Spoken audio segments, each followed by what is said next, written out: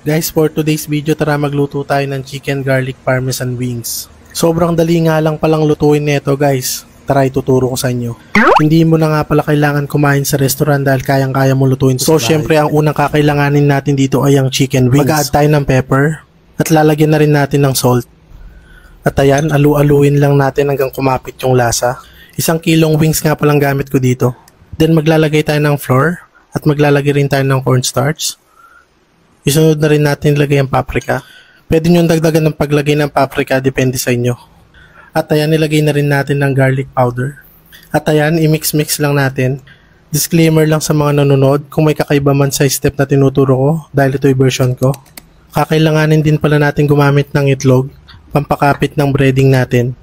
Pwede din kayong gumamit ng water, alternative sa egg. I-mix lang natin ng mabuti. At maglalagay rin pala tayo guys ng milk. Naglalagay nga pala ako ng milk para maging tender and juicy yung chicken natin. So ayan, maglalagay na tayo ng breading. Dinadamihan ko nga pala ang paglagay ng breading para maging crispy yung chicken natin. Titimpla nga pala tayo ng breading para sa final coating natin sa chicken. Ayan, maglalagay ulit tayo ng flour.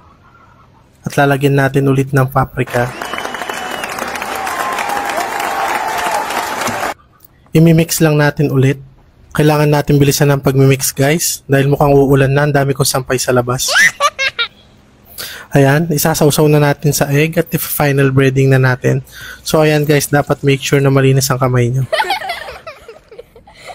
At tara na, mag-start na tayo magluto. So ayan, una ko na nga palang pinainit yung mantika. I-make sure nyo na mainit talaga yung mantika bago nyo ilagay yung wings. So habang nagpipirito tayo guys, maiba tayo. Wala ba tayong bagong chismis dyan? Parang nakaka-board na lately sa social media eh. Nasaan ba yung mga influencer dyan? Pakigalaw naman yung mga baso. Nakakamiss yung pag-aaway-away nila sa social media. So ayan, at mukhang luto na rin ang ating chicken. So kailangan lang natin munang set aside.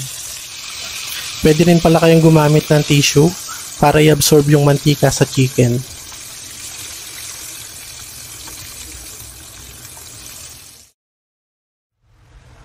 At ayan na, ito na yung final step natin.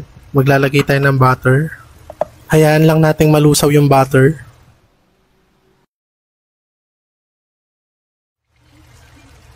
At ayan na, ilalagay na natin ang ating chicken. Guys, ang laking tipid talaga kapag natutunan mong maluto itong wings. Imagine, lagi kong ino-order to sa Grab dahil paborito ng anak ko. Pero ngayon, lagi ko na lang niluluto sa kanya. Ayan, lalagyan na natin ng garlic powder. Guys, pwede nyo nga palang dagdagan ng paglalagay ng powder. Depende sa trip nyo. At ayan, nilalagay na natin ng parmesan cheese. Guys, kayo na bahala magtansya kung gaano karami ang ilalagay nyo dahil medyo maalat yan. Grabe guys, sobrang bango ng niluluto ko. At ayan, luto na ang ating chicken garlic parmesan wings. At ayan, maglalagay pa ako ng kaunting parmesan cheese. So ayan, ready na kainin guys.